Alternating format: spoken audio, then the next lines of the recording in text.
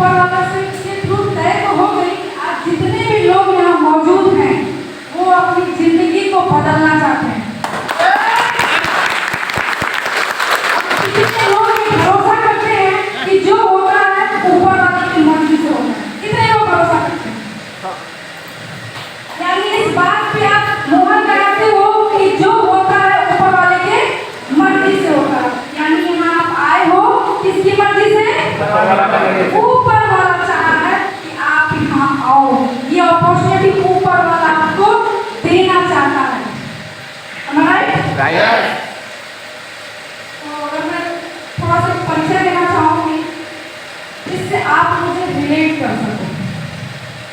कुछ मैं थोड़ी सी कहानी अपनी बताऊँगी जिंदगी की, जिससे ये हो सके मैं आपके जीवन में भी बहुत सारे ऐसे चैलेंज होंगे तो उस चैलेंज को मैं शायद आपको रिलेट कर पाऊँ।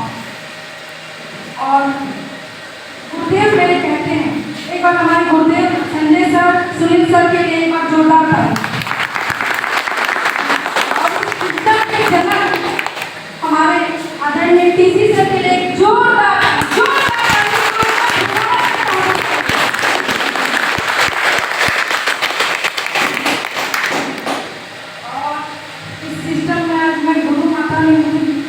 किया गया है। तो आज मेरे जितने भी यहाँ मेरे बच्चे हैं, इन मेरे बच्चों के लिए जोरदार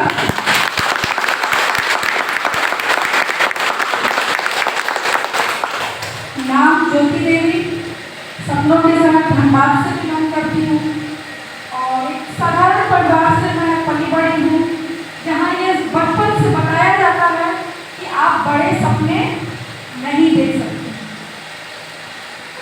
आपकी जीवन सिर्फ कॉम्प्रोमाइज ही है। कॉम्प्रोमाइज ये मैंने बहुत अच्छे से देखा है, महसूस किया है।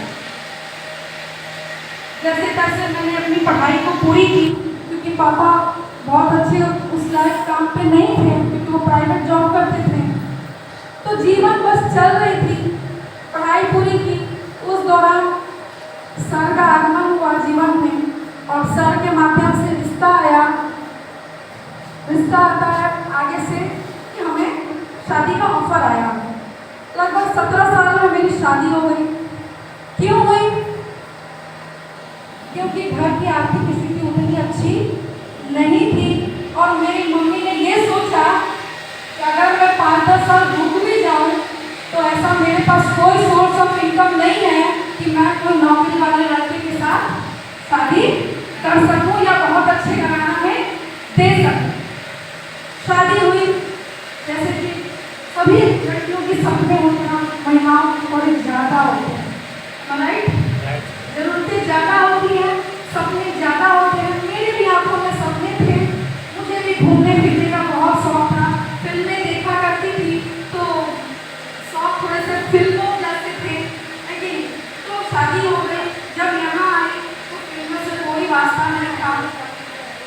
फिल्मों की दुनिया अलग होती है, रियल दुनिया अलग होती है। जब मेरी शादी हुई, मैं आई जब, तो यहाँ का स्थिति बिल्कुल अलग था। क्योंकि मैं जिस सोच के साथ आई थी कि शायद जो सपने मेरी इच्छाएं जो शायद मायके में नहीं पूरे हुए थे वो शायद ससुराल में पूरे होंगे, मैं एक अच्छा लाइफ तो जी पाऊँगी। और नो डाउट है मैं जो क्राइसिस को देखी उससे तो बेटर नहीं मिला, उससे तो बहुत ही बेटर मिला, लेकिन वो लाइफ सिर्फ जीने के लिए थी, जीने के लिए, सपने पूरे करने के लिए नहीं, जरूरत पूरा करने के लिए। आई घर का माहौल था, मेरी सासू माँ थी जो बुजुर्ग थी, घर में सबके दो भाई थे, बड़े भाई थे और एक सबसे छोटे भाई है। सब 4 भाई हुए। एक हरियाणा जिंदल में जॉब करते हैं और एक बड़े भाई थे जो उनकी मिसेस छोड़ के जा चुकी हैं और वो मेंटली डिस्टर्ब है। और जो सबसे छोटे भाई हैं वो बाय बर्थ मंदबुद्धि है। यानी कि कुल मिलाकर घर में न सिर्फ एक महिला थी और 2 बड़े भाई। और मेरी शादी, मेरी सास मुझे बहुत प्यार करती थी, बहुत सपोर्ट करती थी।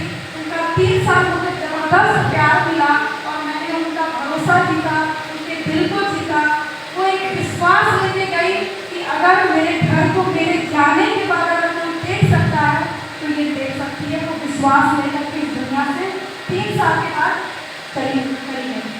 इस दौरान मेरी 2-2.5 साल की बच्ची हुई, एक बेटा हो गया 2 साल का, गोद में बच्चा 3 साल की, पर बेटी सास नहीं थी।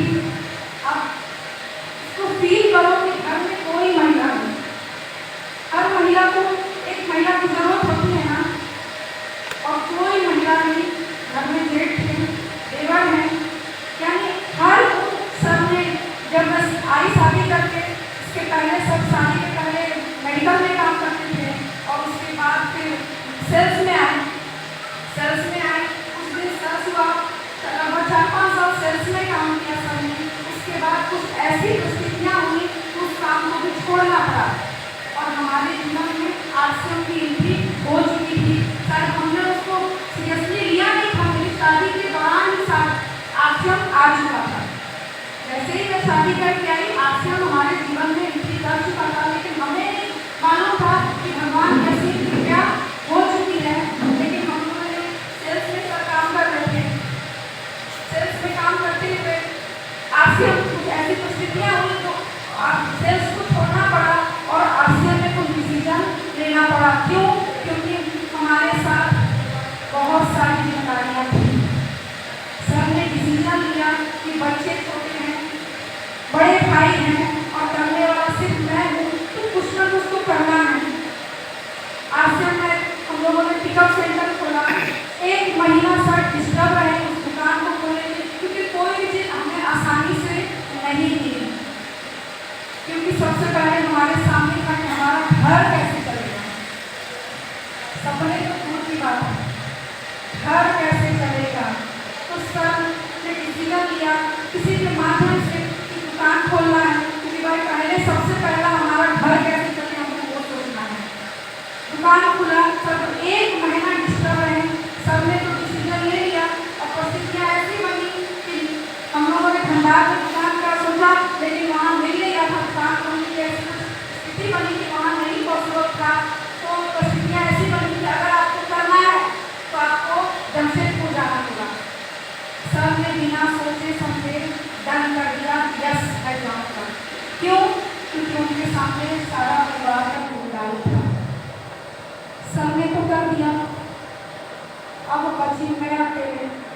सर ने डिसीजन ले लिया कि मुझे जाना है जमशेदपुर, और मैं रोक भी नहीं पाई, क्योंकि मुझे भी दिख रहा था कि मैं रोकूंगी किस मुँह से, क्योंकि सामने तो जिम्मेदारी दिख रही है। सर जमशेदपुर शिफ्ट हो गए। लगभग 2010 में सर शिफ्ट हो गए जमशेदपुर में, और 2010 से मैं सर से दूर गई। मेरे 2 बच्चों का बचपन निकल चुका था सर के बगैर। और ऐसा कितने लोग मानते हैं कि बच्चे को पालने के लिए माँ का प्यार और बाप का डांट जरूरी है? कितने लोग मानते हैं ऐसा? मेरे बच्चों को उस बाप का डांट नहीं मिला, गाइडनेस उस दौरान नहीं मिला। मुझे ही मारना था, मुझे ही प्यार करना था। बहुत ऐसी परिस्थितियाँ हुई। छोटा बच्चा है, दोनों बच्चे तो मैं 3 साल की है, गोद में है।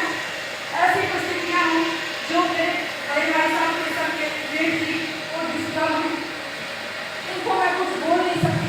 और वो बिहेव से बिल्कुल स्ट्रिक्ट, कोई कॉम्प्रोमाइज नहीं। अगर टाइम से खाना चाहिए तो चाहिए, और उसी में 2 बच्चे थे। और ऐसे भी महिलाएं मुझसे रिलेट कर पाएंगी कि बच्चे को संभालने के लिए एक तो चाहिए ना कोई और कि ताकि मैं खाना बना सकूँ। लेकिन मेरे साथ ऐसी परिस्थितियाँ नहीं, मुझे खाना भी बनाना है, टाइम पे भी बनाना है, और मेरे बच्चे गोद में हैं। और ऊपर वाला कहते हैं कि जब आप किसी भी चीज़ को शिद्दत से करना चाहो ना, तो कोई भी आपको बिगाड़ नहीं सकता।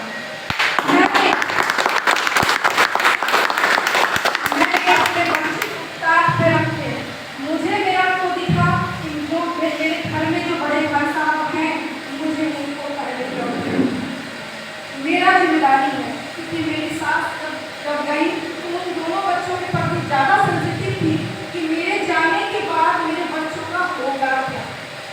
इसकी तो मैंने शादी कर दी है, एक हरियाणा में शिफ्ट हो गया है, लेकिन दो, एक डिप्रेस्ड है जिसकी पत्नी छोड़ के जा चुकी है और एक मंदबुद्धि है। तो उन बच्चे से ज़्यादा इमोशन होगा, ज़्यादा लगाव होगा।